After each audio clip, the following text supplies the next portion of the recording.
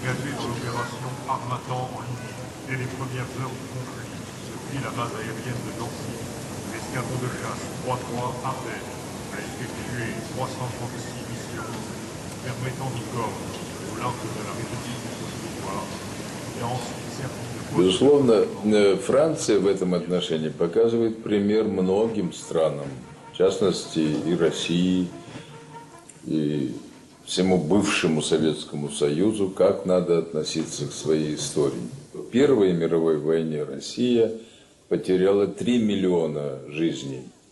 5 миллионов было в плену, только в плену. И что нет в России, к сожалению, памятника вот этим жертвам Первой мировой войны. Первой мировой войны. А Первая и Вторая очень близко соединены в истории.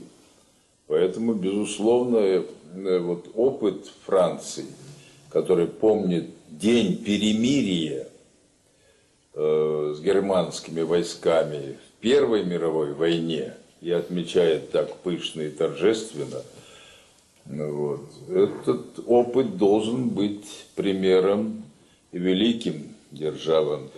Вот это все напоминает нам о том, что линия истории не должна пунктирной быть. Она должна быть сплошной. Непрерывно. Только тогда история получает, только тогда она воспитывает следующее поколение. А если она разорвана постоянно, потом подклеенной, там уже идет возможные фальсификации и разрыв, порыв сознания происходит. Времен связующая нить – это история. Конечно, конечно.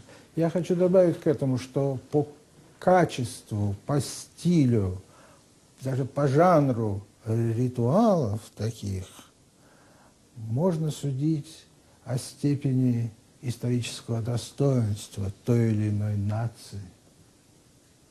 Вот задумаемся об этом.